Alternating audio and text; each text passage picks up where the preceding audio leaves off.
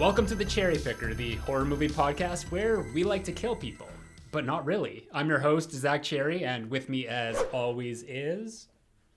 Eddie of Edward is Truth. And today we are talking about Ready or Not, released August 21st, 2019. And I think that, we really wanted to revisit this movie for this episode because, as we all know, Scream 2022 has just come out, and that is directed by Radio Silence. And it's been a while since I've watched Ready or Not. I'm not sure about you, but I just wanted to kind of revisit it through kind of the lens of already seeing what they did with the Scream franchise.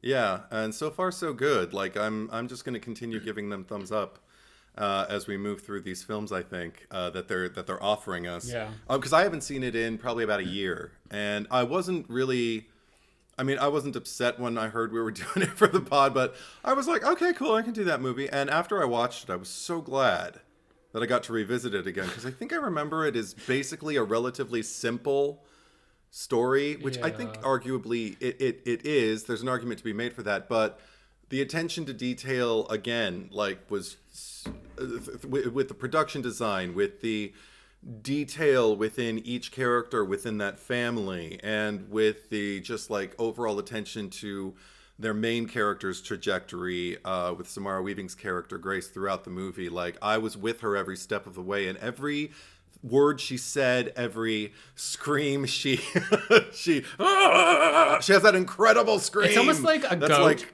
oh. We're like making the correlations to the goats in the movie. Right. And it also like it like mixes the elements of a whimper with like a battle cry for me. It works as both. And it really every time I hear it, I'm just like, yes, because also it's giving breath to like my own tension, like my own resentment toward the family. So the fact that she gets to release it in all those wonderful, violent ways is so gratifying. Yeah. So that was my experience. How about you? Well, she had a lot of really good like vocal inflections in some of the lines. I want to call you out though on something. This was your idea. You chose Ready or Not. I did not. I will send you a screen capture. Okay. I know you keep the receipts. It's okay. It's not a big deal. I just thought it was funny. Okay. Moving on. We'll talk about this later.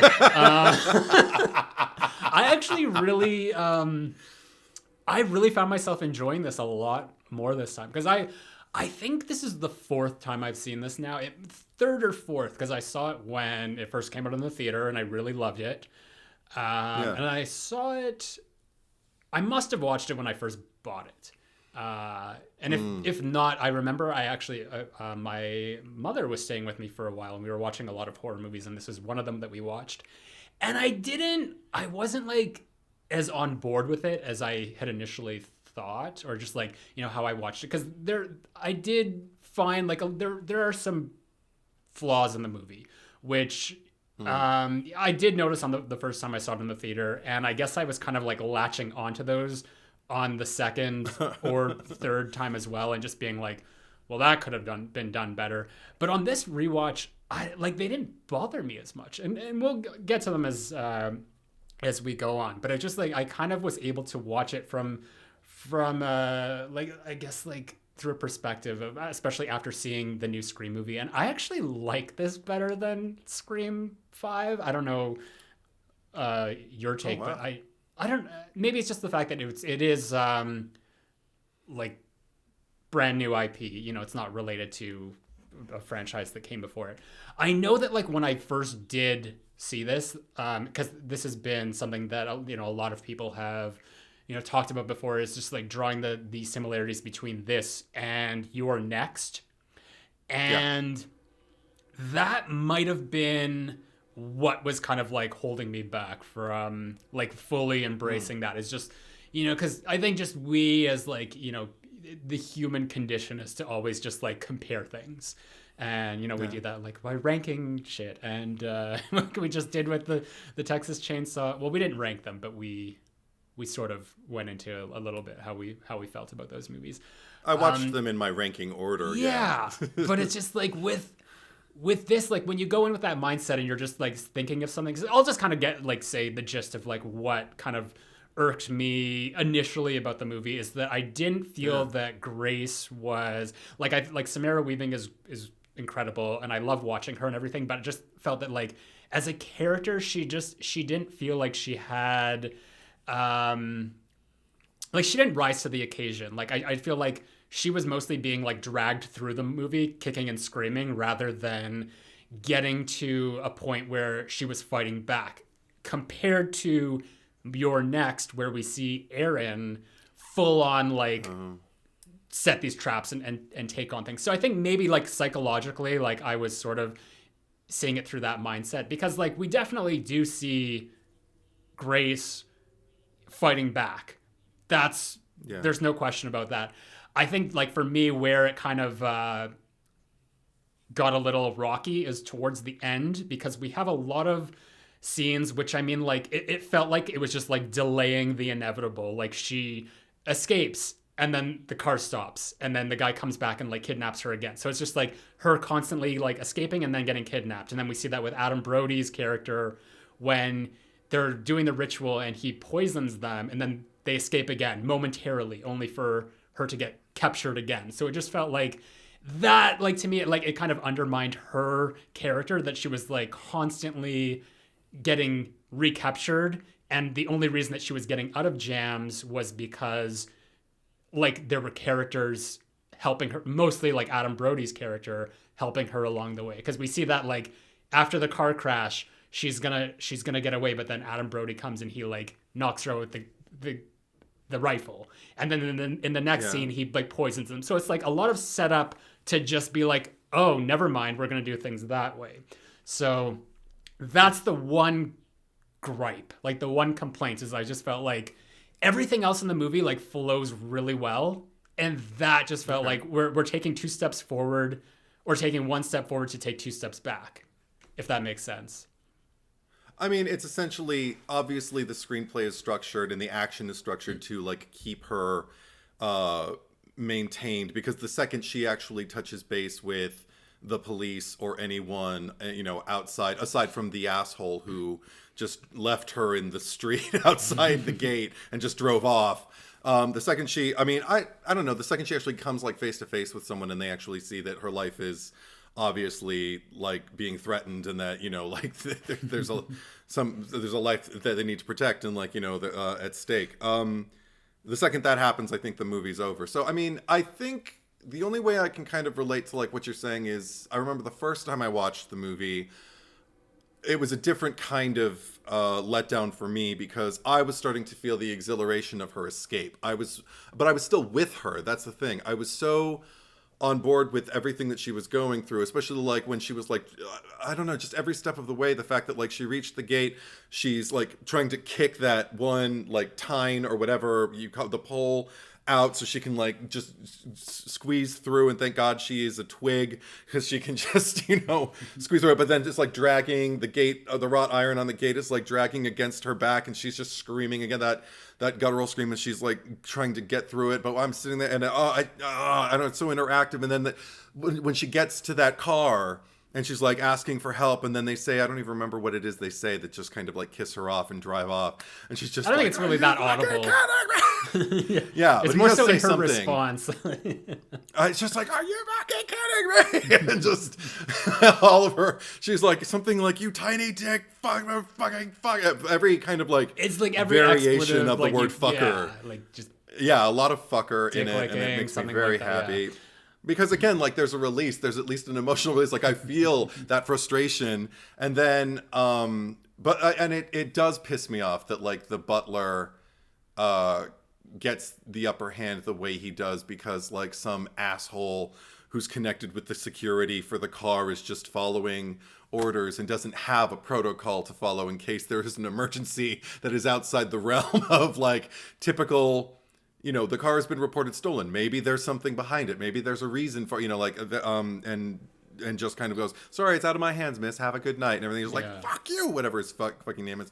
I don't know, I'm so with her on the emotional ride that, like, even though all of that frustrated me in my initial screening, and I think maybe to the movie's detriment, like, or in my own mind, subsequently, because I know it's coming, it's easier to kind of deal with the disappointment. I don't know. I don't. It doesn't bother me as much. And she's also not a survivalist the way Erin was in You're Next. So oh, totally. Yeah. She's just kind of like typical human being fielding one blow after another. It was already tense. Your wedding day is a tense day. She got brutalized in this movie, and I wanted to bring this up because maybe this is fresh in my mind from our last episode, but I kind of watched this. Maybe this is why I enjoyed it a lot more this time, because I watched it through this lens of as though this was like the Texas Chainsaw Massacre, but like the wealthy version of it. And all I could see was like Grace is Sally Hardesty, but like it was like the Domas are actually the Sawyers in this case. And even like at the scene at the end, I actually had flashbacks to the Next Generation with Renee Zellweger when she's like gets up and she's like, you sit the fuck down, or just like how she had the knife and she's like so I kind of loved the movie a little bit more, but like by making that correlation, and it's just like it all made sense in the end, because it's like that's exactly like it's the Sawyers, but they're like but they're protecting their wealth rather than like their little farmhouse. So it's just like once I got on board with that, like the rest of the movie was so much fun. And not that it never was, but it just made it all the more entertaining. Cause Grace is like, cause even like Sally Hardesty, like she's not that well developed of a final girl. I think we talked about this in the last episode. And she's kind of the same way as Grace. It's just like, she's kind of like being pulled through this like terrible nightmare and like really getting like brutalized, that by the end when she's like, when everyone's exploding and she's just laughing, and it's just like that's the same as like Sally on the back of the pickup truck, just like I mean, I'm a little less worried about Grace at the end of this movie, even though she is blood soaked. Certainly, she joins the lexicon of like horror final girls, or just women in horror movies who are just like soaked in blood. But so I do appreciate that, because there's something that always just inspires in me. Like I just kind of go like, yes. I don't know why it kind of means the ultimate in the ultimate taboo, or the ultimate in like defiance of like, I guess what we expect of women as a society and everything like that. Like she is on the outskirts now. She has tasted life. She's tasted death, and so I appreciate that. But it's. I think the difference for me, I get a few moments with Sally and TCM, but with this movie, with Grace, I get a lot of moments where I know exactly, like I'm just like, that's exactly what I would have done. Like even just as simple as like very, very late in the movie, it's the last thing that happens before they all start exploding, when Aunt Helene is just kind of like, the girl still must die, and whatever, and like starts to charge at her, and you just get this shot. It's not even a line, but it's just like a just a grunt where I'm just like, bitch, don't start with me. And and even just like the way she handles like the loss of life, like she's not just scared, like she's witnessed somebody lose their life. They're still kind of gazing in her direction. She's hiding behind the bed when the first kill goes down, and she and what's his name, Alex are hiding, and I just love the fact that like she has to kind of process that before she can move again. Like she's not immediately snapping into, because this is not her nature to be in a situation like this. And I love that like finally when Alex gets her into that kind of like back dark corridor, that's like for behind the scenes and everything, that's when she really kind of gets her speech and really is able to look at him and confront him with like, we could have talked about it, you could have told me, you could have like all of this. And that's when we actually get to one of the things that I dislike most about Alex in this movie, is just that line where he says, if I told you, you would have left. if I wouldn't have proposed, you would have left, pisses me the fuck off. Because I feel like what I got more this time than any other viewing was his situation with his family and his absolute belief in the legend that if they don't play a game and if he doesn't put her through these rites of passages, you know, with the ceremony and everything of it all,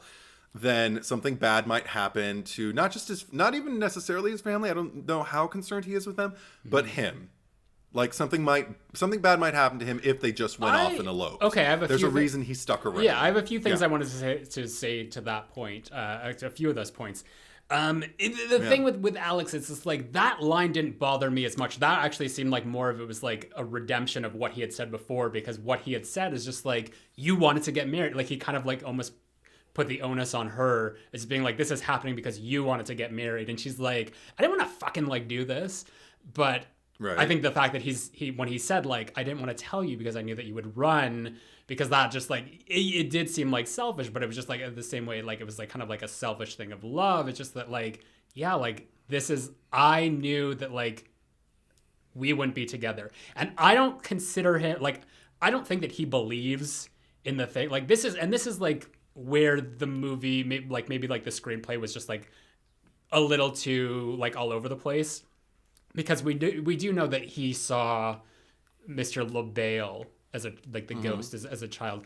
But the way that it's kind of like he's presented it, it just seems like he doesn't believe in the lore because, you know, and I wanted to ask you this, he's ready to, you know, he wants to get married to her and then just like, they're going to be done with it. And that's assuming that like she draws any card except for the hide and seek game. So like hypothetically, she doesn't pull the hide and seek card. They get married, and then his whole thing was like, we're going away forever. Like, you're not going to see us again. But then what happens like when the next person comes into the family and they're like inducted in through marriage and they have to pull a card and they might pull the hide and seek card? What happens if that game fails? And even though like Alex and Grace are not part, like they're not there, they're not like with the family, but they're still connected through the like the whatever the whole curse or whatever you want to call it is, the pact. They're still gonna blow up. You know, they'll be in Mexico somewhere, and then all of a sudden it'll be like the MCU, like the blip or whatever, where they all turn to dust. Like all of a sudden they'll just be sitting there and explode like gushers. Because and she wouldn't have known. It would just been like, this is something that, you know, like if he had, that's what I'm trying to say is that like if he had known, if he actually believed this, he would know that no matter where they went, like this would always be with them.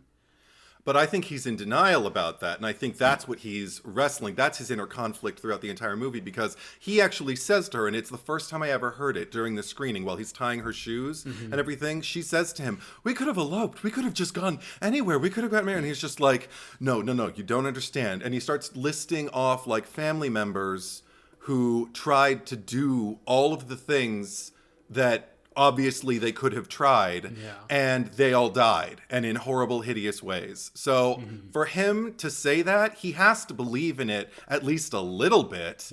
Otherwise, he has to give some kind of credence to it. Otherwise, they would have just eloped. No, you're Why right. would he have come back? You're right. I mean, I still feel like there are like holes there. Like it's just like it was almost like, which I mean could be like something to say to his like selfishness of just the fact that he would be willing to like go off after he got married and never see his family again and just let them continue to take care of that. Yeah, I don't think he's thinking that far in the future. But I mean, really definitely, like, I know, like, that was one of the issues I had, the first couple of times I'd seen the movie, is that I didn't really buy his turn. Like, just like at the end there. Like, it just, like, it just came out of nowhere. But, like, on this viewing, I just, like, no, I actually see that now. Like, it just, like, the seeds were planted.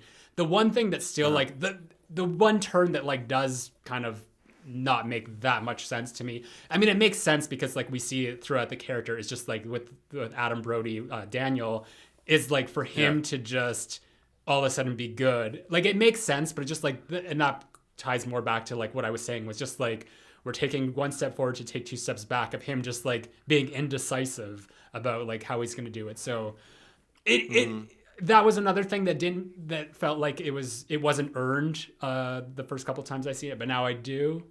So maybe it was just because I was like so elated because I was just like, ooh, Texas Chainsaw Massacre, like the millionaire edition. That I'm just like, I'm on board for anything in this movie.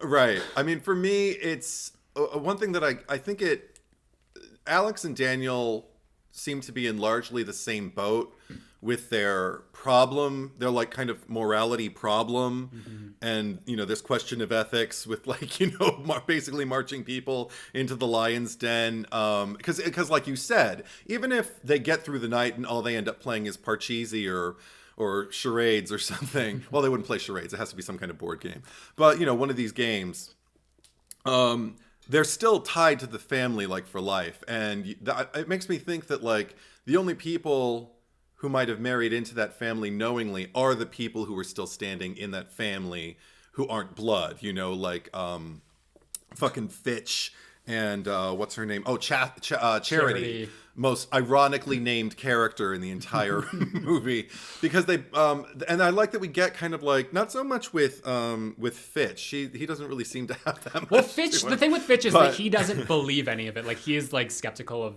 of everything. Like because he I think he was the one that said he got old maid or something. So he's just like it's all bullshit. And then like, his line at the end, he's just like he was you were not right. around. Yeah.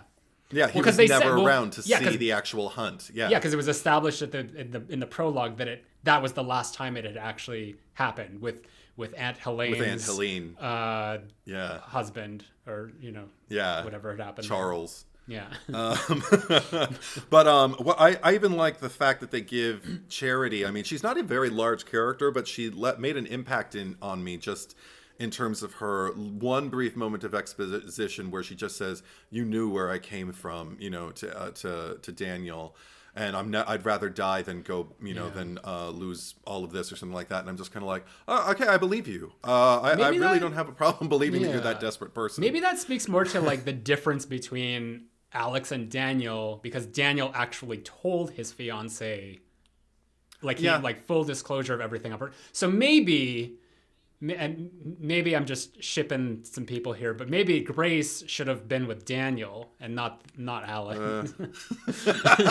She probably just shouldn't have been with that family at all. But it's. I mean, they both do questionable things, throughout the movie, and I even like the fact that it's addressed within the writing that like after Daniel poisons with what was it with I wrote it down somewhere, whatever it is that he poisons them with. Oh, I wrote it down, the hydrochloric acid that he gives the family and tells her they're not going to die, they're just going to shit weird for a week or something like that. But I love it while they're hiding behind the door and she's just like, I knew you would, you wouldn't let me die or something like that. He's like, really? I didn't. I like the fact that it was more, it's not because because he really is a good guy. It's because he's got good in him, but he's also got darkness, and the good just won on the coin toss at that particular moment. Yeah, I think that he's actually like probably the most complex character of the movie, because he's set up at the beginning. It's just like he knows what's going on, and I think that it's almost like he's made his bed. Like he already knows like all of these people are awful. Like I'm an awful person for just being here. So it was that kind of like that crisis of conscience. Like, do I just will I let Grace be like the one to just finally end all of this madness? And that's kind of where I saw like he finally just like succumb to it and just be like, because it's almost like, what is like life worth living if it's like this is my miserable like personal hell where I'm married to someone like Charity, and we have this like this bullshit like every time someone new comes into the family where we got to do this game. I gotta say, like, even like, because this is like the kind of movie, like it's just a premise like this, like there's not enough movies like this being made, because this is like you'd never see something like this getting pitched to a studio. Like I feel like this would have been something that, I mean, it just seemed like they already had like a lot of like talent or just like pedigree behind it of just people who had been working in the industry for a while, and that's why it kind of got to the pre-production stage. But I just feel like if this was just like a newcomer writer, I feel like any studio would just look at this and be like, I don't know, it's a bit like out there, maybe not what we're looking for. So I mean, in that regard, like, I'm glad that it did get made, but I feel like, there are so many movies like this from like unknown writers that, should be getting made that aren't. Right. I mean, they're lucky that they have maybe enough of a hook with a reference to say, like, it's kind of like You're Next, but richer, or older money or something like that. I wish they had just said it was like Texas Chainsaw Massacre with money. Maybe they did. Who knows? Yeah. But who's Leatherface then? Is it Alex? Okay. I actually thought about this because I guess this doesn't answer the question who is Leatherface. I mean, because Alex reluctantly brings her. He still serves her up and ultimately makes the decision to defend the family. So I guess he is Leatherface. Yeah. Because, one thing about Leatherface, I got to say, not much of a backbone. And Alex, that's all I got to say. Yeah. One thing that I observed was little Georgie, the boy that we focus on in the present day, who encounters Grace in, I guess, the barn, right outside the goat pit, and before we know that the goat pit exists, she's like talking to him like, "Oh, it's a kid, cool. He's probably going to be on my side, 'cause kid, right?" Yeah. And then immediately he lifts up the gun, his mom's gun that he found, and shoots her hand. And I love that a little child gets punched in the face, and I am so on board with it. But it made me. There was a really good moment that because I kept thinking about, like, I couldn't remember how much they played with the duality, with the duplicity of the family, because they seemed to be so forthcoming with their, disgustingness and everything, like, like even just like the looks of dread they all seemed to be wearing at the wedding ceremony itself seemed to tell me everything I needed to know about them as people and like what Grace means to them, but for the most part. Yeah. But I thought there was a really, really good example of this kind of duplicitous nature, because here, or at least as far as the audience, as an audience member, I was perceiving them, because there was an exchange between Emily and Daniel when they come back to the barn, mm-hmm. and I think they're throwing bodies in the goat pit. They're throwing maids, of the staff, yeah. And that's when he says something like, "We all deserve to die anyway," and Emily just says, "My children don't," and I'm like, wow, like it's not like it turns me around on her character or anything like that. I still think what she's doing is reprehensible, but in that brief moment, I'm like, okay, like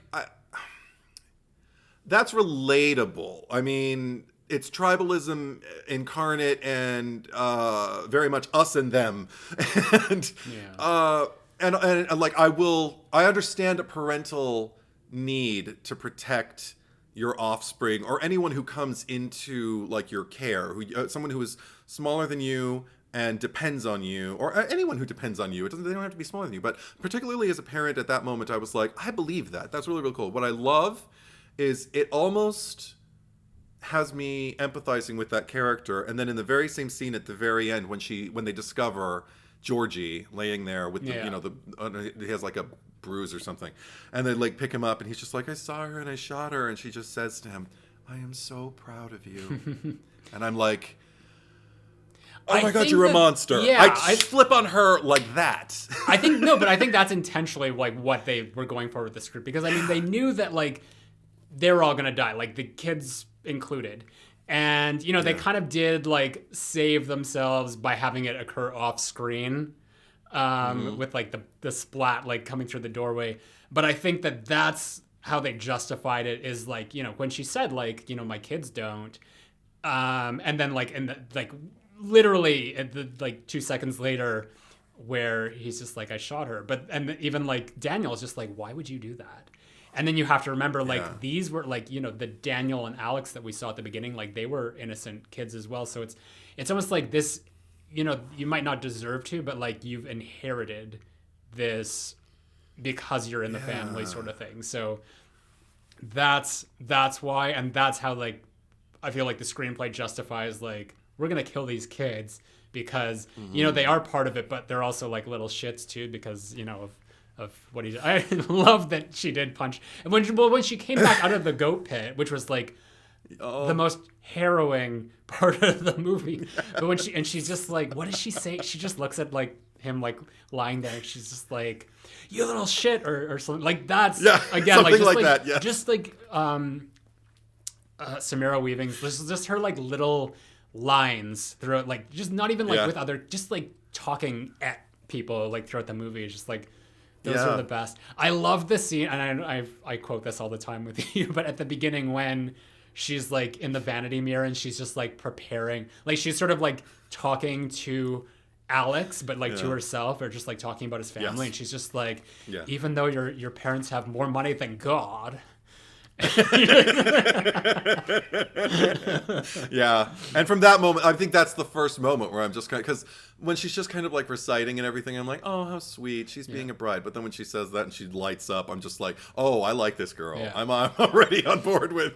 I'm in her position, because I understand also. Because also one thing I really appreciate is the classism that gets played up in this movie. I don't feel like enough movies that get shot in the States, or that shot for distribution predominantly in the United States, kind of like focus on classism. I know, and I want racism to be, focused on a lot too, but I like that classism can kind of move into it also, because it seems there's something about the way it's presented. You were mentioning like what you were getting in the way of like other movie references when you were watching this. What I got was, in a weird way, like an old James Whale kind of era of movie making. Like, I feel like there was a part of me that thought this movie should be a remake. Like, this movie should have happened like in the 1930s or the 1940s, old black and white, big looming house, old money. I mean, they could have lived next door to the Frankensteins, But it made me realize it couldn't, because a character like Grace would have been completely different. They wouldn't have been equipped to deal with a character who could be that self-sufficient in the 30s and the 40s. So I still feel like I get, like, with the camera work and the production design and all those shots of the house and just the general kind of like what's the word I'm looking for? Just like this dazzling opulence that you're beholding as she moves from room to room in the house, that becomes kind of like more and more foreboding. Because I like the fact that this is a dark movie, but not in a predictable way. It's not like dark the way we criticize like a lot of remakes in the early 2000s for being like dark and gritty and desaturated. Are you talking? You're talking about like how it looks like aesthetically. When you say dark. Just checking. No, just the use of shadow and light. Let's put it that way, because I think shadows kind of pervade the screen, but the light and color, that was another thing that hues really play into it. I was lucky enough to like watch some of the special features with the costume designer, who was going over the use of like what wedding attire was she going to put each one of the characters in, and why. And she was motivated to like put Alex in like, a nice deep blue, because if she just put the whole family in black, it would just become like a black wall and there would be no definition and no like she wanted to play with that light and with that the different shades of the color as it like recedes into darkness. And so there's like these plums and these lush ambers that like get darker and become burnt orange, and I don't know, I can't get enough of that. The production design on this movie, I don't usually go in for that. Like, I don't usually sit there and go like, oh my god, it looks so pretty, because I think that's kind of the easiest part sometimes, arguably, because it's the most detached. It seems like the thing you can plan for and create. But when people put in the effort to create it and it actually uplifts the story, I'm on board. And this is one example where I feel like it isn't separate. I'm not sitting there going like, here's the script and here's all the choices they made for the design. It just feels like all the intentions were rooted in what this story's about. Yeah. Well, costume definitely, we've talked about this in the past, you and I, just like how it really can play into a movie thematically, and I think they definitely do a good job of that here. Something interesting I noticed, just getting back to Radio Silence, Because I didn't realize this, is that, okay, so there's three of them. They're the two directors, Matt Bettinelli-Olpin and Tyler Gillette, and then their business partner, producer, Chad Villela. I think I'm saying his name right. So just the three of them working together. And what I didn't realize with the two directors is that Tyler handles more so like the technical aspects of just like the crew, like he directs the crew, and then Matt directs the actors. And I mean, like, because I always like wondered, like, how do you have like a team? Like they've said in interviews, like, we just click really well together. Like we've been doing like working together for so long that it just felt like, you know, us as a team, it's just like the best way that we could possibly work. Because normally, like, you think of directors and it's just like, once you start having like more influences of just people like saying what to do, like it gets more difficult. But clearly they've struck gold with this combination of all of them. And I think back to like, cause you know, like personally, like before I even like started my YouTube channel or anything, like I always wanted to like, it was something that I would have wanted to like do with someone else, or just like, you know, maybe I didn't have enough confidence to, you know, take all this on my own. And eventually I got there, but I think there was a time where I would just like consider like, you know, having someone to work with, or just, you know, just like to back me up, or just like, you know, pick up the pieces where I wasn't able to.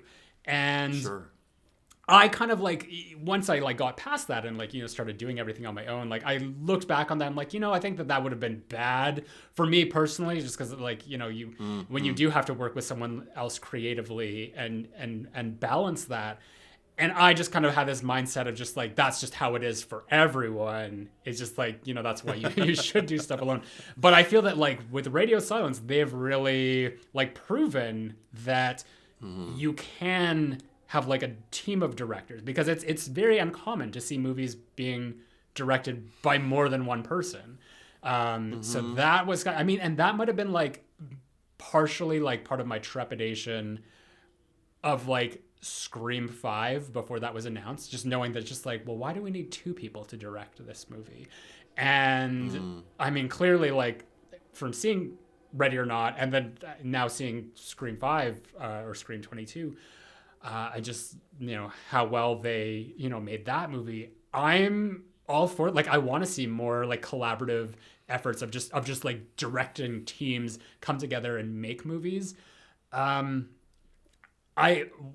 question I had for you is just like, what did you kind of pick out from this movie that, you know, you might have seen in Scream 2022, or just like what you noticed in their styles between the two movies? I mean, certainly juggling a lot of different characters and allowing a large cast, but still allowing like everyone present, like, so when they come on screen, you know who you're looking at. That's probably the most predominant thing. I guess also, you know what? It's funny that you asked me that, because I didn't even think about it, but as I say it, it's occurring to me. Having a character move into a long-established kind of like regime of things working a particular way, and the person or persons at the base of it are just kind of like reeling from it and reacting to it, and then finally kind of like holding dominion over it, like taking their power back and just being like, you messed with the wrong fucking chick, basically, because you know they're all totally women. I mean, and that's also the screenplay, but I mean, again, that's like the same screenwriter as well, or at least like half of the screenwriting team. What I kind of one thing that I noticed, because in Scream 5, the scene where you know, I won't go into too much just in case people haven't seen it. I don't want to spoil. But just we'll just say like with the closet doors like opening and closing, and just like that misdirection of, you know, like you're expecting something, and it got to a point where it was almost like it was satirical in the way that it was being directed. It's just like, we're not setting up a jump scare, we're just more so like pointing out the absurdity of jump scares in the horror genre. And I kind of like got that, like sort of that absurd misdirection at the end of the movie when they're about to, make the sacrifice and everything, but the sun has come up, which is also hilarious. And I love this with Aunt Helene when she like pulls the curtains back, and it's almost like she's Dracula, where she's like, yes. And even like the hair, it's like it's very Gary Oldman. Like, yes, Dracula. and she didn't choose that either. That was all predetermined before she came on the scene. She said the actress, I can't remember her name. Well, hold on.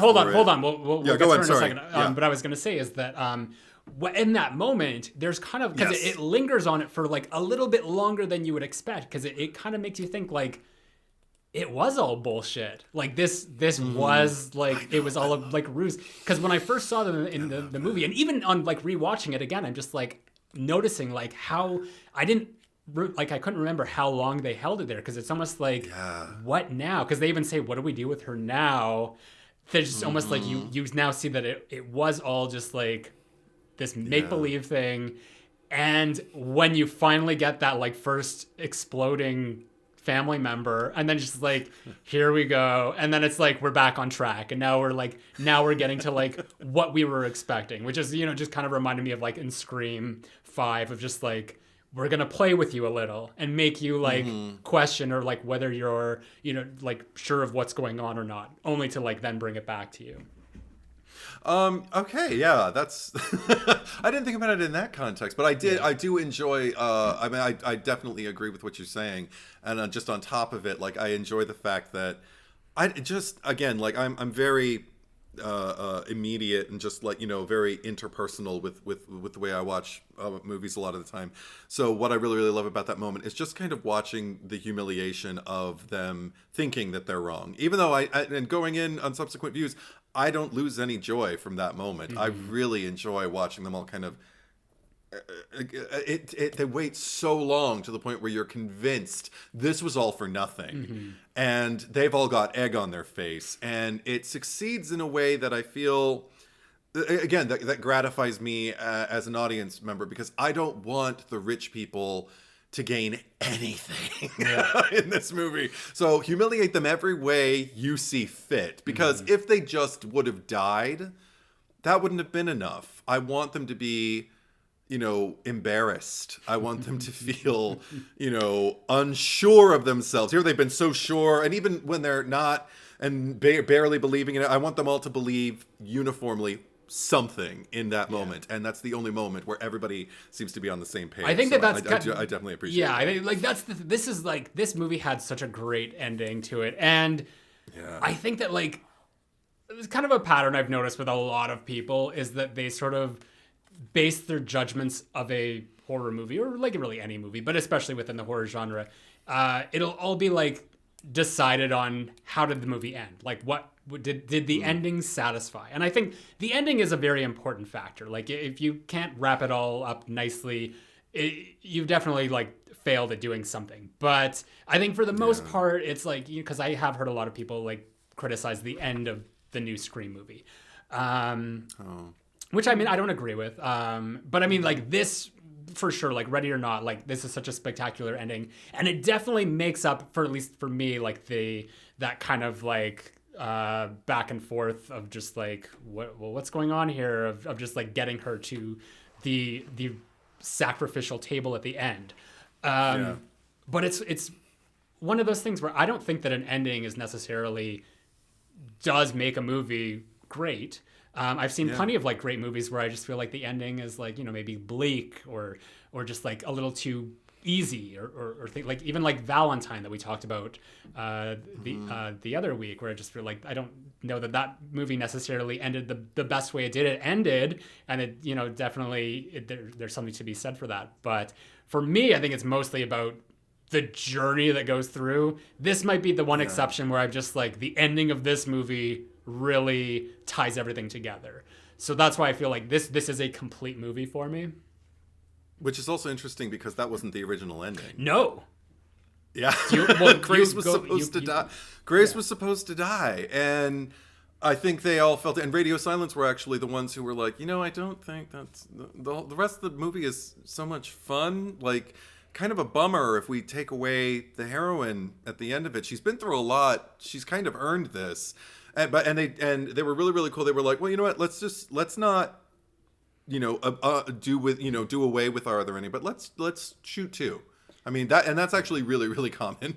So it's like, okay, cool. Or reshoot an ending, like whatever, and then see like what we like best. And everybody seemed to be in mutual agreement at the very end that like this was the way to go, because it's almost, aside from feeling like a betrayal as an audience member, I would have felt betrayed. I would have been like, what? This is what you sat me down here for? I also feel like tonally, you want something to be consistent. I'm all about curveballs and like, left turns at the traffic lights and just kind of unforeseen things happening that I'm just kind of like, what? But not always with my ending. Sometimes if something is kind of like been moving along the lines of something, if I feel like I already know what the ending is, sometimes it's just about, well, how are we getting there? And that can be just as gratifying as, because I honestly, if she would have died, it would have, I've seen other... It would have been upsetting, like for sure. But you're right. It wouldn't have like tonally fit with everything else, because it's like, it's almost like I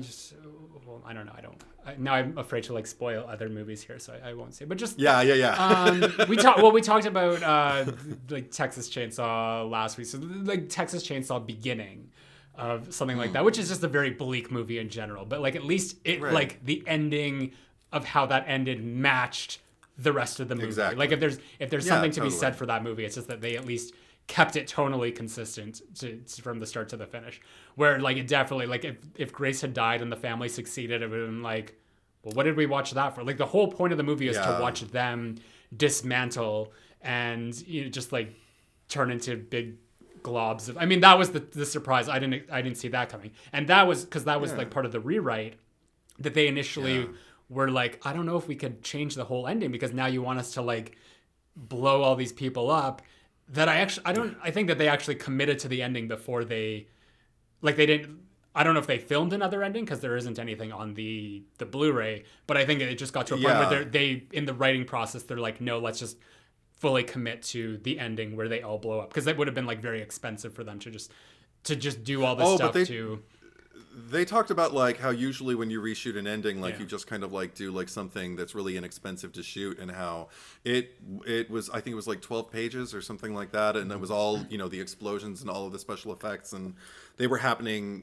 I mean, I'm sure there was some kind of CGI in there somewhere, but there was a lot of practical stuff. I mean, the splatter on them is all practical, obviously, and things like that. So I don't know. It's we'd have to have an interview with them to find out exactly what's the timeline. But I do have one more question about the exploding family, though.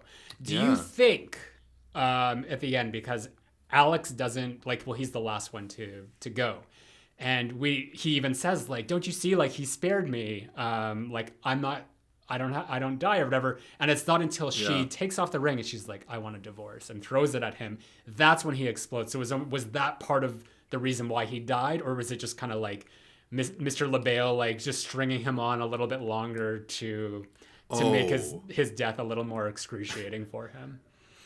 I think Mr. LaBelle was just having a really, really good time sitting there like watching, like, you know what? I haven't been annoyed with you since, so you go first. Like here you are, and then you, and they're getting away. Ugh. And then, this is interesting. Let's see what happens. Ooh, she's good. I bet he was watching the movie with us. Yeah. Just was kind of like, she got him. Boom. Yeah. There you go, motherfucker. I love her. Because he gave her a nod of respect when she kind of saw his ghost. She's like, fuck. I like that they bring back the, because she has that like the snort when she giggles at the beginning, and then it comes back at the end where she's like, just love little like character things like that. And that's another thing. I love that. Again, it's kind of a manic laugh as she's watching them all explode.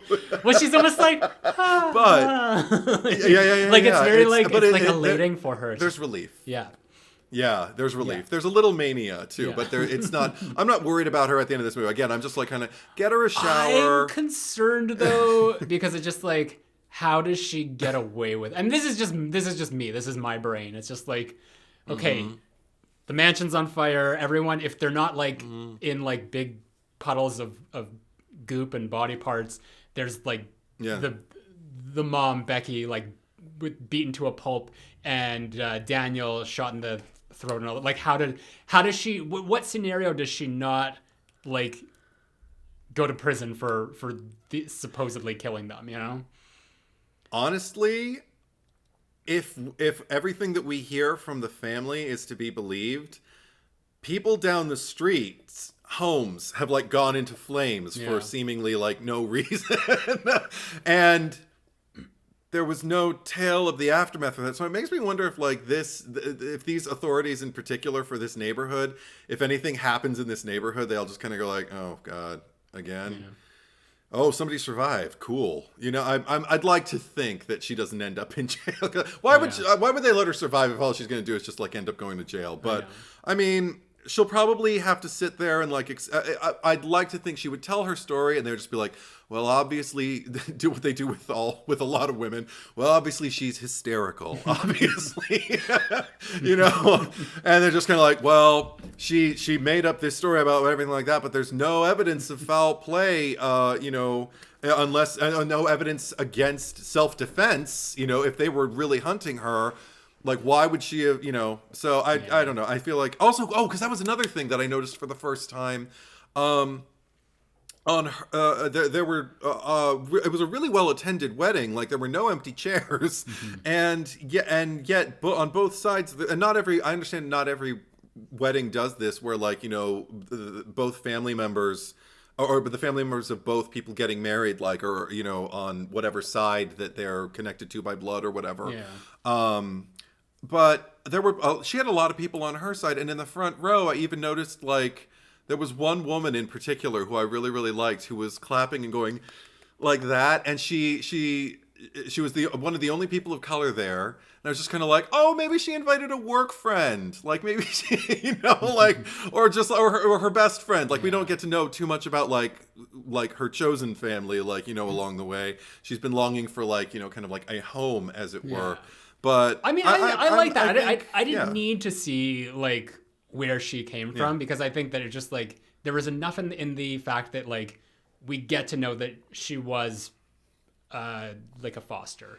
She didn't grow up having a family, so it just like that just kind of like emphasizes the importance of this family to her, and then like over time just saying like, well, I didn't even need them because I was, you know, strong enough on my own, or whatever message they want to go with through this movie. So I mean, like, I didn't need to know anything about her. Like again, like maybe more so just going back to that Texas Chainsaw Massacre concept is just that like this is a very isolated incident. Like we don't need to know what happened to like who Sally and Franklin and all them were before it happened. It was just more so who they were during and the idea of what might become of them after.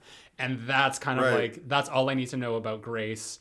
And just in terms of this movie, like, you know, whether she has like like even if there were some people there that were part of her party, or was just like, they filled the seats with everyone from the Domas family.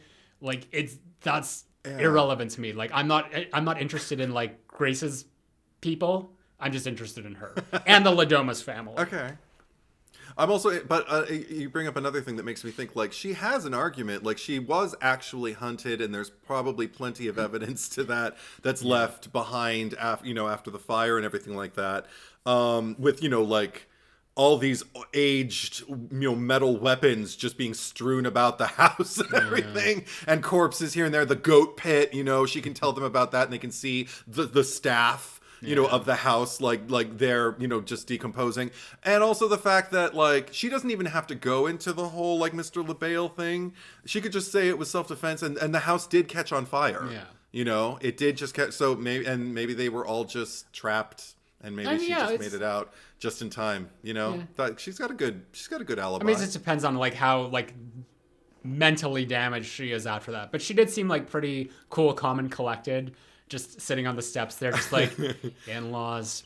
But if she can make a joke, I think she's okay. I do like to think that, you know, I never like to think that like the final girl fails after, like, you know, they do end up in an insane asylum or whatever. So I like to think, like, personally, like, my headcanon is that, you know, everything was like resolved in a neat little bow, and she made off with like the family's fortune and just whatever insurance money. Oh, because they weren't fire. divorced.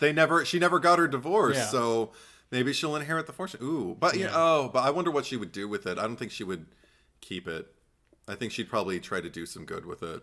Maybe. Well, I mean, Give it to like children. Well, I mean, that's just what I think. Only unless it means that like the pact follows her with the inheritance. See, that's the thing. Yeah. It's dirty money. It's really dirty money. I don't think it. I wouldn't. So she just washes her hands of it, and just like, I'm done. I'm gonna donate it to like foster care, improving foster care and getting kids with families. Maybe I'll adopt a kid on my own now, like that kind of thing. Well, yeah. I'd like to imagine that's what she does. But that'll be the requel in 20 years from now. And then it happens to her son. But with another family. That's another, like, I don't need to see, like, this is the type of movie, like, I don't want to see another Ready or Not 2. We don't need it. Like, just no. That's what I want to see, like, from Radio Silence especially. Like, I am interested to see where they go with the Scream franchise from here, and we'll talk more about that when we eventually get to Scream 5. But I just think like they're like so far their resume has been so good on its own, like apart from the Scream franchise, that I want to see them just like doing their own thing and pumping out movies that are brand new IP that have no connection to anything else, because especially if they're building up this team of people, like the same production staff, like that I want to see that. I want like that they can be like the John Carpenter, Deborah Hill, Dean Cundy 2.0 or whatever, just of the 2020s. So I'm here for it.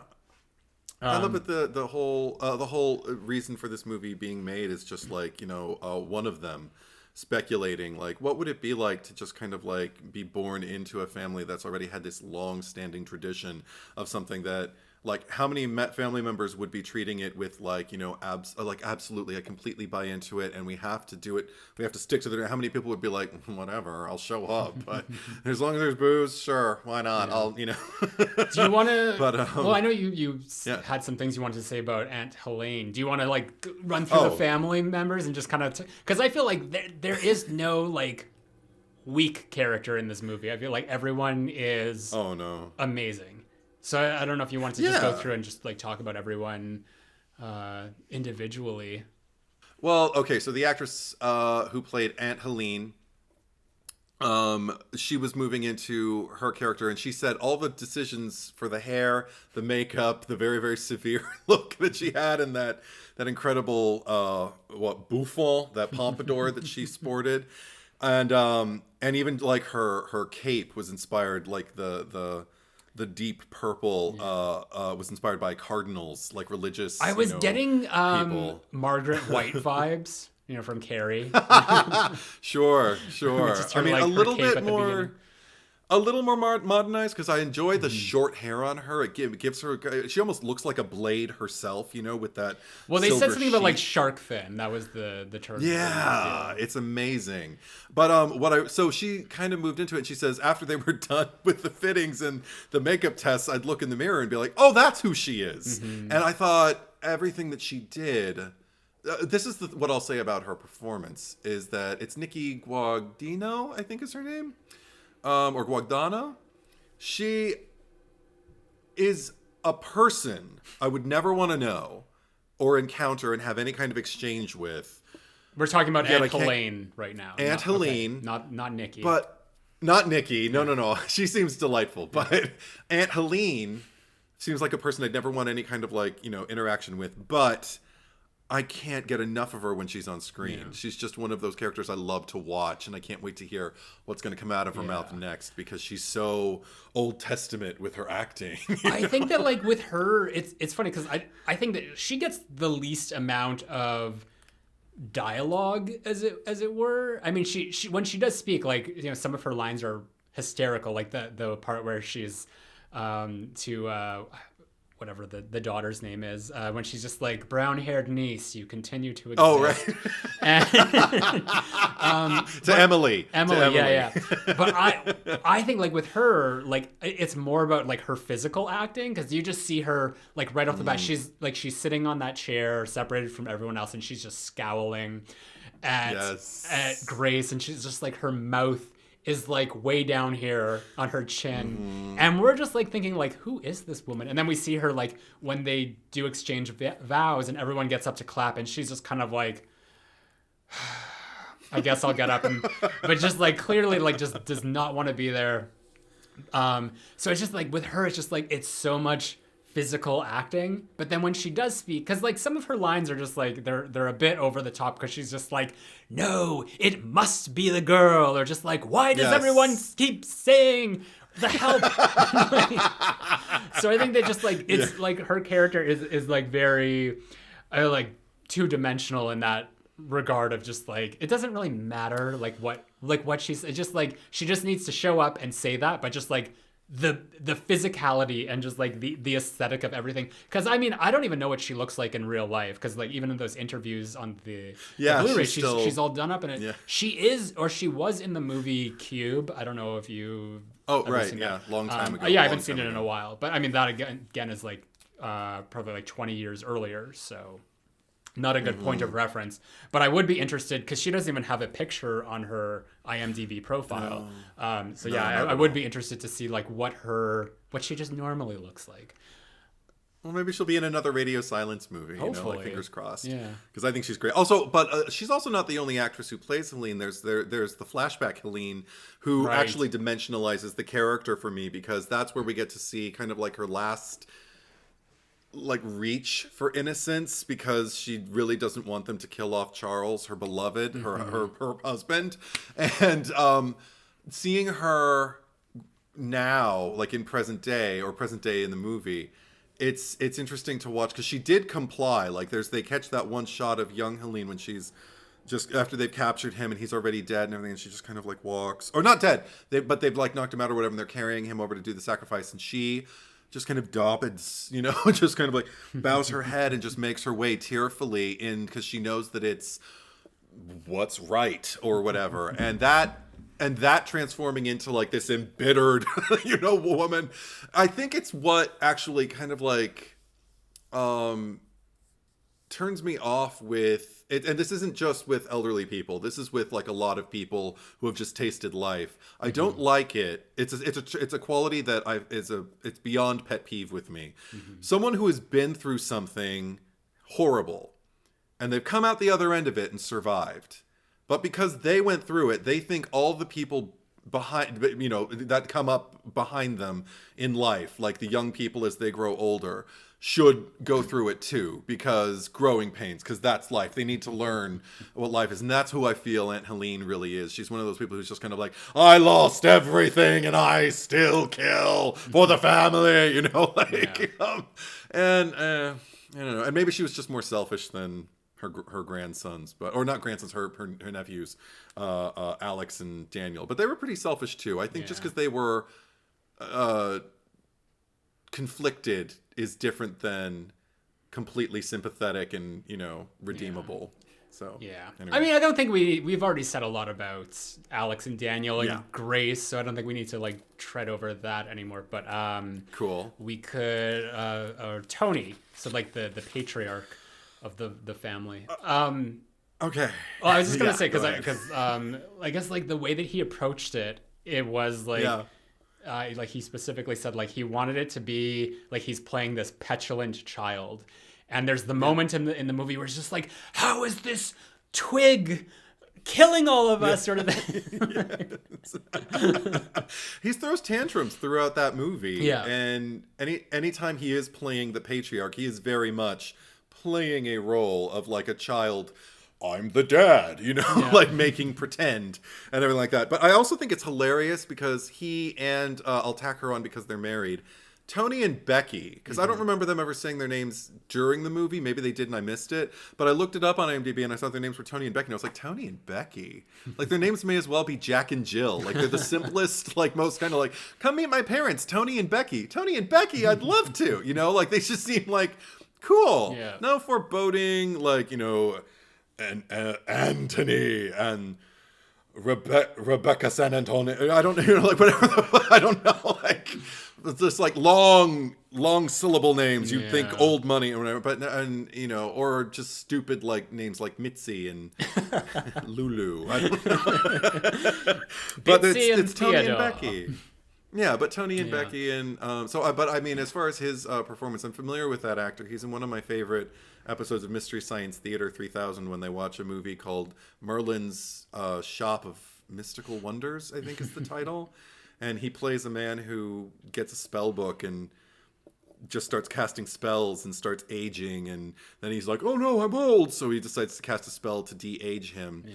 And he's just another man like wielding power who doesn't deserve it and who doesn't know what it really because even at the end, means. he's like, I did everything you... Because he picks up the box. He's like, I did everything you asked me to. Like... yes, but it's and I'm the one in control. Yeah. But because you mentioned Becky, because this kind of applies to both of them, is that they both genuinely seem to like Grace at the beginning of the movie, and I think that it just the switch for them comes down to the fact that it's just like it's either her or us, and I think that like you know they process that in their own way that they have to, but then it's like after that especially we do see with Tony where it's just like he becomes more of that petulant child once it's just like you know he has to protect the family and get to that point in which he sees that you know he's failing, that his true self comes out, because like he does have the line at the beginning when he looks at Daniel and I guess like speaking about Charity who's standing like 2 feet next to them, and he's just like, you could have done so much better. So clearly like he likes Grace, and then we know that Becky really likes Grace because they have that bonding moment at the beginning, and it's never established if Becky knew about the family history when she was inducted into it. I would assume that she did. I think that like Grace not knowing about it was just more so just Alex's selfishness.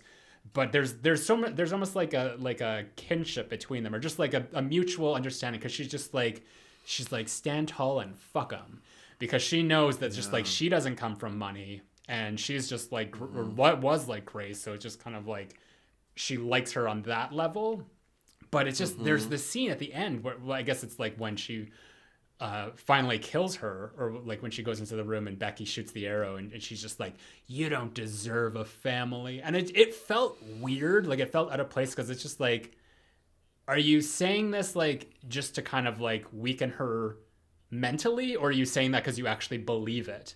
Because everything that we've seen throughout the movie like made it seem like she actually just like, I feel really bad that we have to kill her because I like her. I think like, you know, she brought you back to us, like in terms of Alex. So I don't know what your thoughts were on that.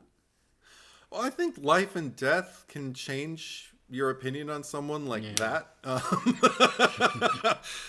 Particularly if they're killing off your family members and making you ruin your home and making you kill off innocent people that have to be disposed of in your goat pit. Yeah. And who's gonna wash the rugs in the morning, you know? Like, but I think so. I mean, again, I think Becky is really, really interesting, and I'm really glad they got Andie MacDowell to play that role, because I think, even though I do have to say she makes me laugh, because every time she says Mr. LaBelle, is she from the South or something? She has a drawl, yeah.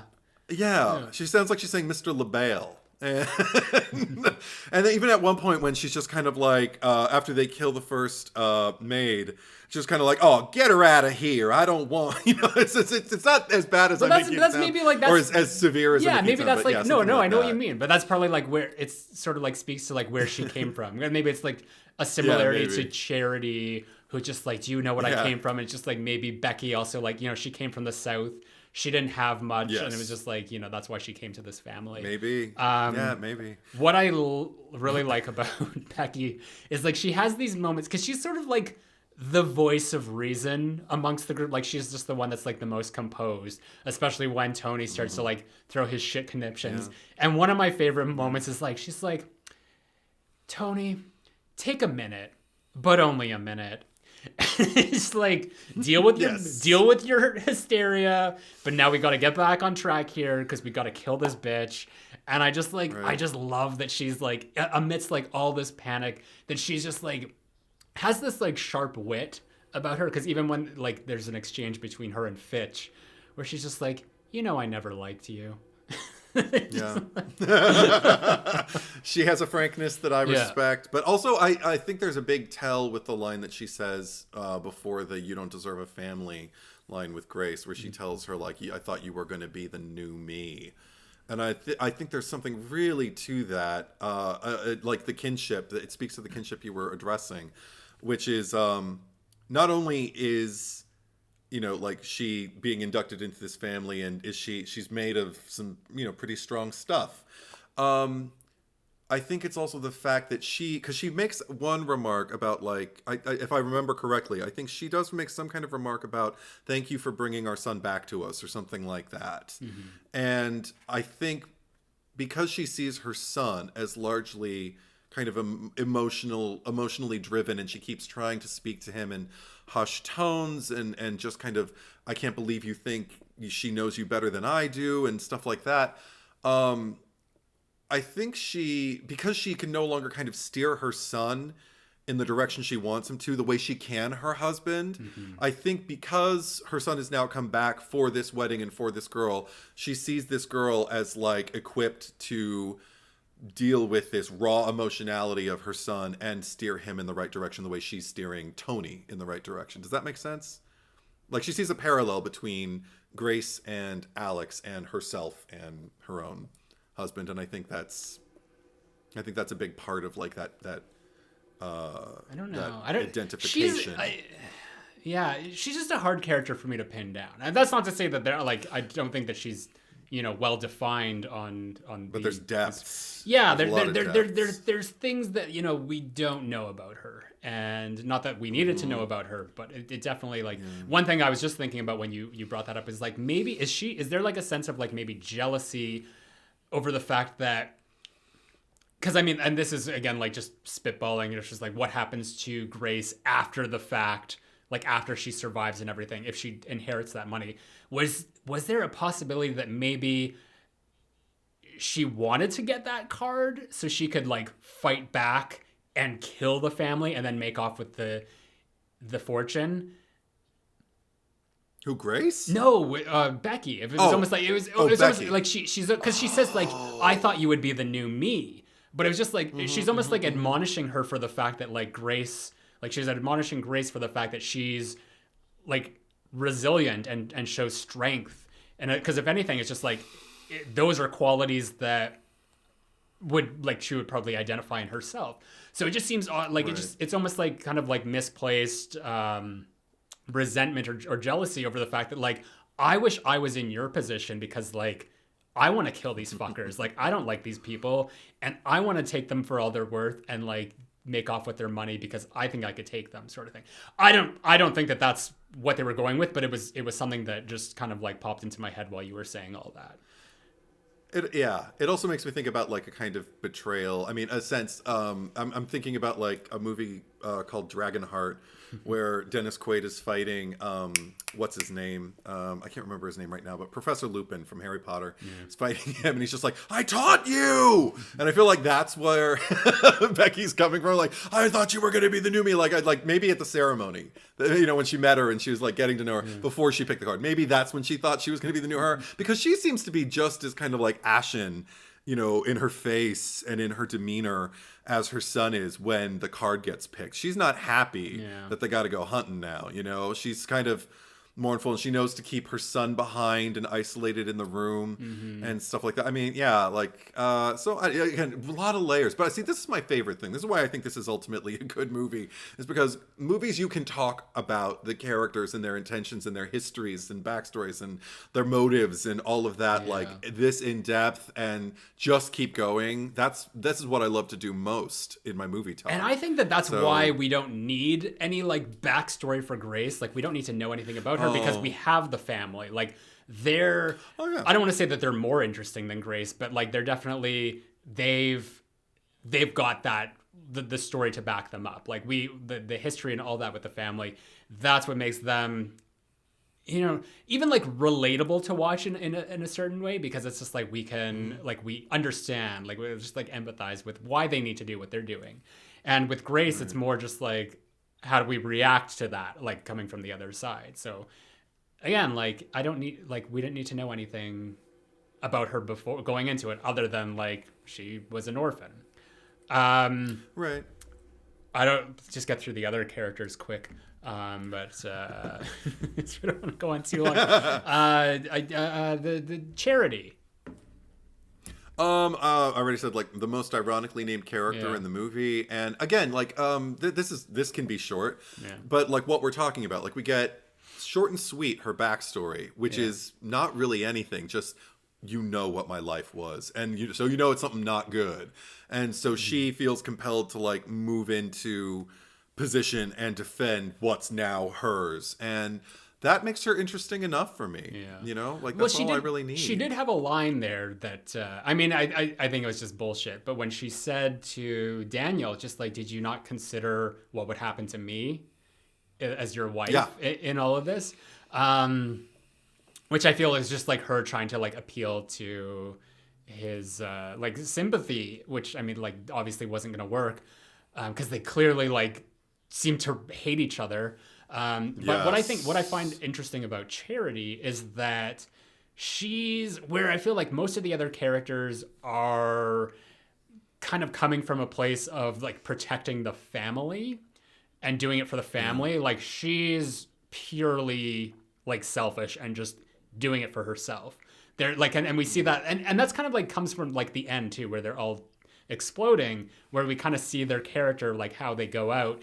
Aunt Helene is like, she goes out fighting, she's just like till the bitter end, she's going to be, trying to follow through with the plan. Yes. With Charity, she's like pleading. She's just like, no, like Mr. LaBelle, like I didn't like, this wasn't like what I did. Like, please, like give me another chance, sort of thing. So that was like, bargaining her life. Obviously, like, Tony is just like, I did everything. Like, I'm in control. And then like Fitch is, I think he's just like, oh, you were like, he was sort of like the one that's just like the idiot of the family, because that's almost shrugging to the camera, going, "Oh shit!" Yeah, like he was just like, may as well have been. I mean, yeah, because his character, like, he's basically the punching bag. I mean, I guess like he's like the Meg Griffin of the Domas he is. family. Yes, I definitely agree with that as character assignment. Yeah. Yes, because nobody likes him. Nobody likes him. I just love the like, don't be a bitch, Fitch. Like, get it together. You got this. Fitch. Yeah. Fitch. What an unfortunate bitch, first Fitch. name. Sorry if there are any Fitches watching. No offense. Yeah, so that's just, and like, even like and I guess the actor requested, because he said like, can I get some in my mouth, like of the blood exploding? Oh yeah. And they're like, no, I think you'll be okay though. And he's like, no, like, can I? Like, I want to, because he wanted that moment where he spits the blood out. Yeah. Before the debris of Aunt Helene in his mouth. Yeah, it's great. It creates a great, again, like wonderful little kind of like details like that along the way that just enrich the experience and make it a little bit more immersive. Yeah. Or just like more of a kind of like a delight to just kind of, it's like you're stepping from one moment to the next, like little stones across a pond, and you're just like, oh, this is fun. Yeah. So yeah, that's all I got to say about that. And then we have Emily. I mean, she brought up that duality, that duplicity of character for me. that I liked a lot. And beyond that, she was just fucking funny because I thought she was just really peppy and energetic. Yeah. I forgot she was a cokehead and popping pills and everything like that. Just like so ill-equipped even to deal with anything. The first, like the moment that we meet her when Grace is just like, it's just like, hi. And she's like, you know, like just like signaling to her, like, you got a little schmutz under your nose there. Yeah, right. But even her, just like dealing with the aftermath when she shoots the second mate in the head with the crossbow, is it? And she just kind of like melts down entirely. Like, I can't do anything. I suck. And just watching like Becky, like kind of like pat her on the back and just be like, honey, you don't suck. Well, she's like, I mean, in a So way, she's also like obviously, the Meg Griffin, or like she's. I mean, I feel like they like her, not like Fitch, but like she is kind of like the black sheep of the family, where it's just like, oh god, like you just get out of the way. Like we don't need you interfering with this anymore. Like go take the maids out to the goat pit or whatever.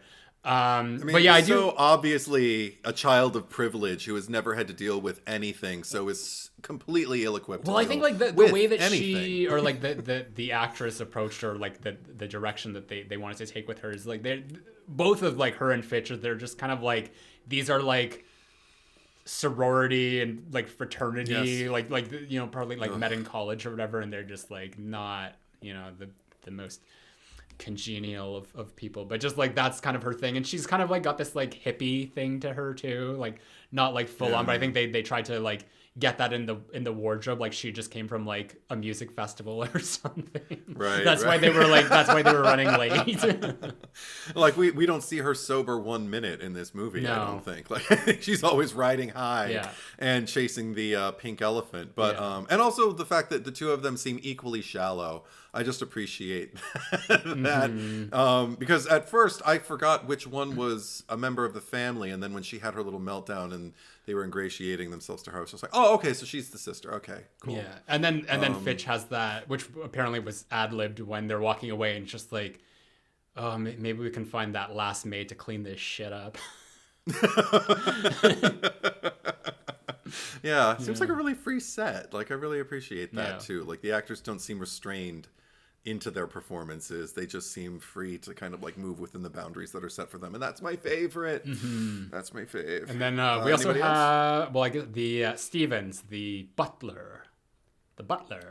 I wanted to say before we get onto that, because I just thought of something, because I was going to say this earlier and I forgot, or just how you were talking about the set and the look of the movie, because the entire movie feels like a board game. Like it feels like the set of Clue or something, and that's what they were really going for, because like the Domas family is they attained their wealth, you know, through their gaming empire. So I really like the Dominion. They prefer the word Dominion.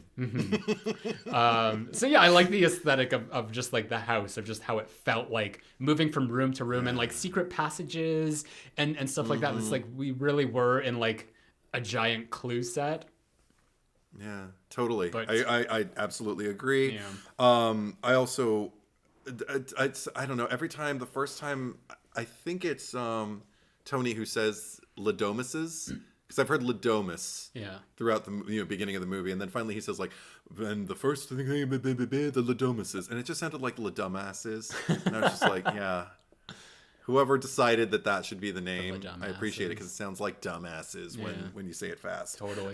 Just wanted to put that in there. Also, okay, so you asked me about Stevens. I have to say, he's kind of representative of a larger thing. It happens twice in this movie that I observed.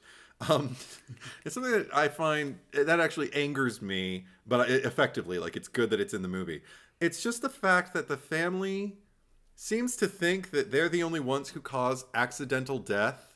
Because when there were two examples, like when Stevens discovers Dora in The Dumbwaiter, he seems to be kind of like moved by it. Like, I don't know we don't know what their relationship was, or if when they were just coworkers and it's just like one of his own, and he feels obviously some kind of like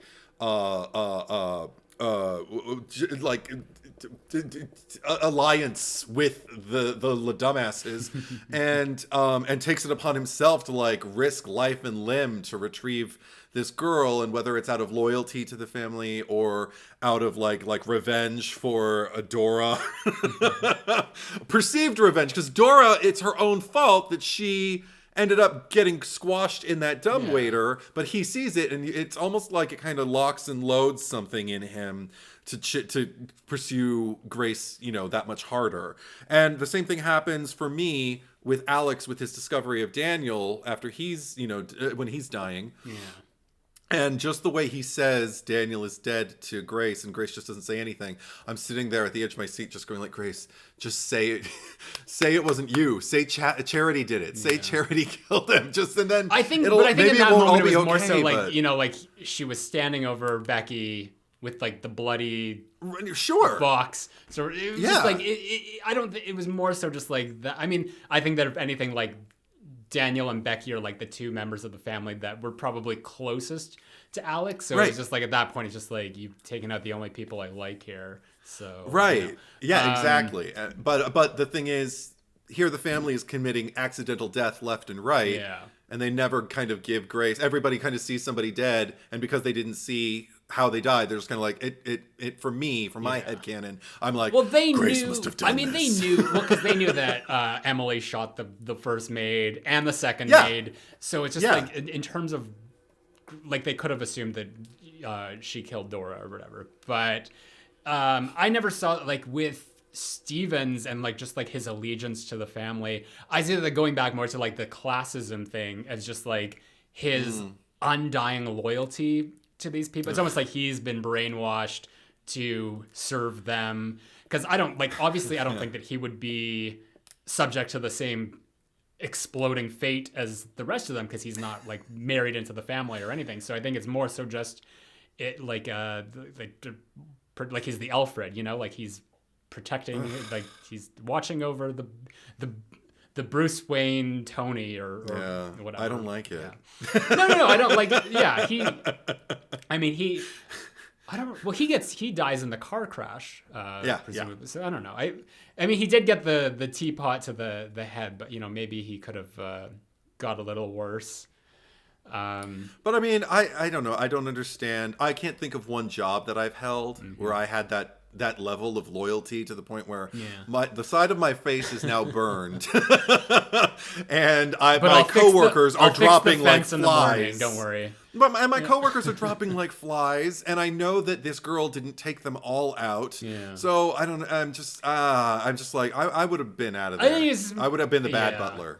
I don't know. I'm thinking of like Downton Abbey, where like those servants are like they're like tied to that family for life. Like sure. It was just kind of like the old money thing. It's just like the rich really are different. Yeah.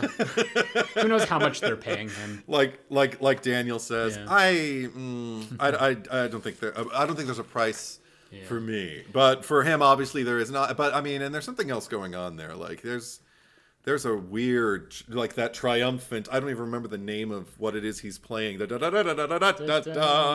While he's driving Grace away. Is that Beethoven? Okay. Symphony. Can't say. I don't follow Beethoven. I've always been a Mozart boy. Yeah. But anyway. Maybe it's Mozart. Just like the weird, no, it's not Mozart. Okay. But with the triumphant, weird, just like, bravado that he has in the car. Yeah, and I'm just like, dude, like is it really? I mean, I don't know. I don't understand. He didn't have a dog in this race as far as I can tell. Love like the sort of like the payoff in the end, like when they're watching on the little phone screen and he's got the music blaring and they're just like, look behind you, like idiot, like. Yes, and Samara Weaving has the perfect expression. Yeah, the look on the family's face, like at that moment, they're like, we're fucked. And that's maybe like where I kept getting disappointed. It's just like, how did you apprehend her again? Because it was like, this was the moment where she was coming back to kill you all. Like, that's kind of where I was, like, that mindset I was going with the movie. But still, I've made my peace with it, so. I'm glad. Okay. Do you have any other thoughts you want to share? I think I'm, nothing like too pertinent. I'm sure it'll come up eventually. All right, well then let's get to the cherry picker.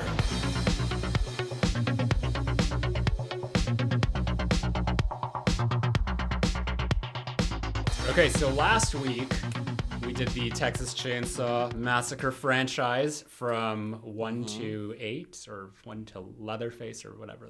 There's 8 movies. Yeah. I picked Deputy Carl Hartman from Texas Chainsaw 3D. You picked Alfredo Sawyer from Leatherface Texas Chainsaw Massacre 3.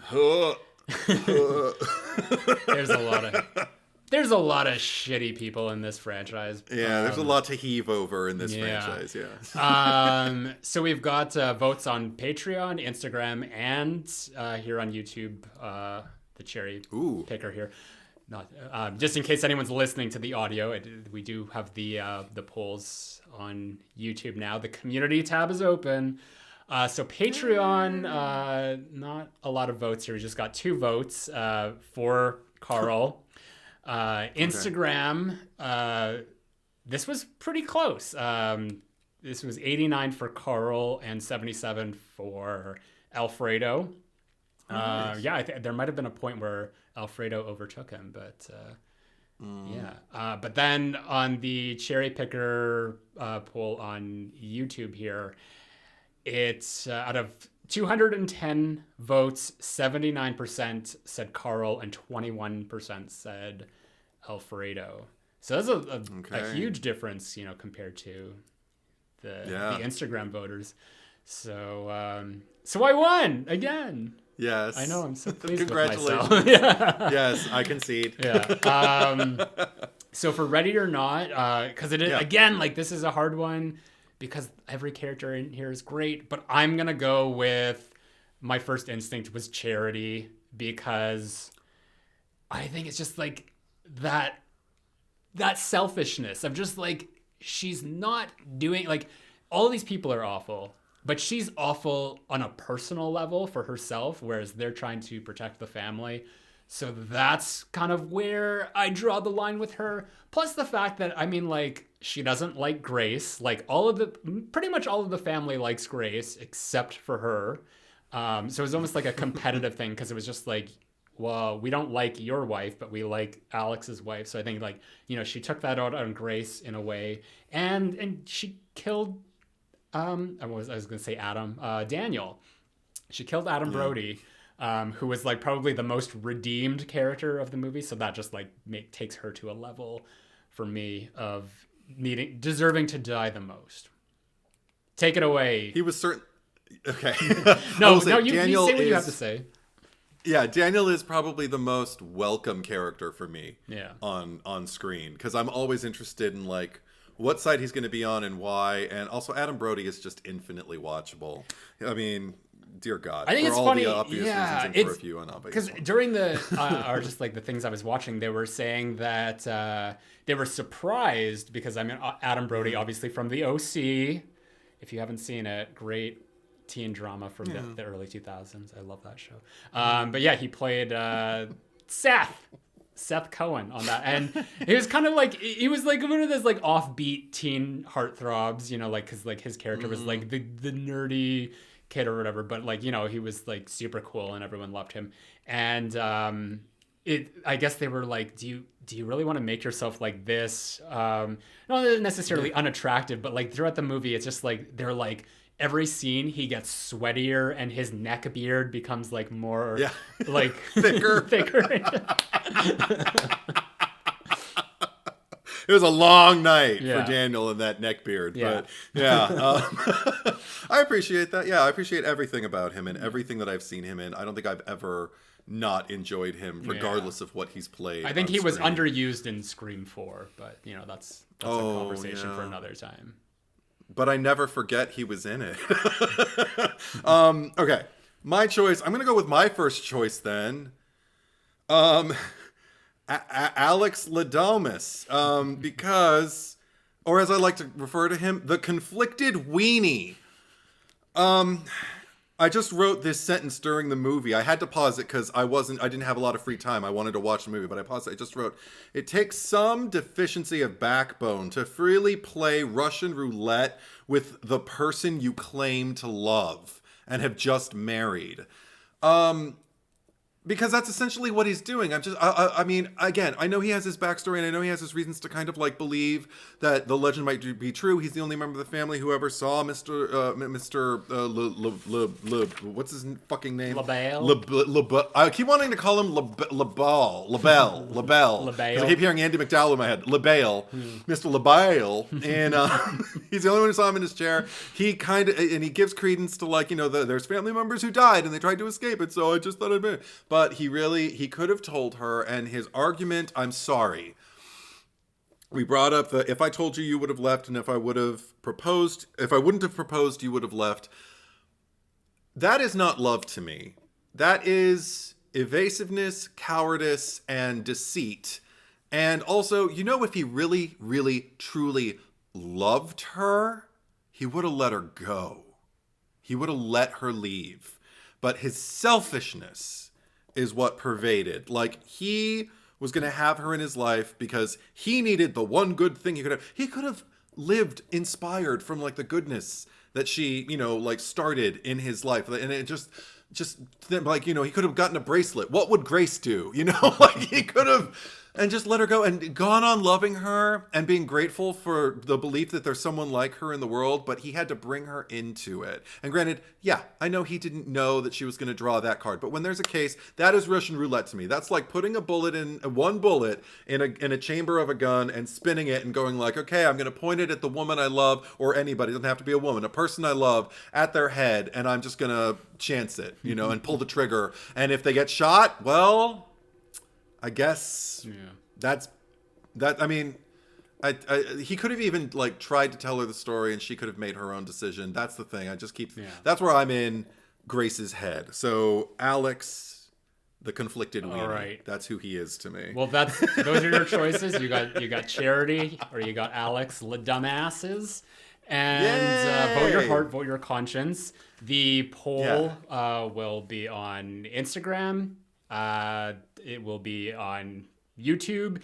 If you are listening to this, if you are watching this, you can access the RSS feed. The link is down below in the descriptions. And if you are listening to this, you can also watch it on YouTube as well.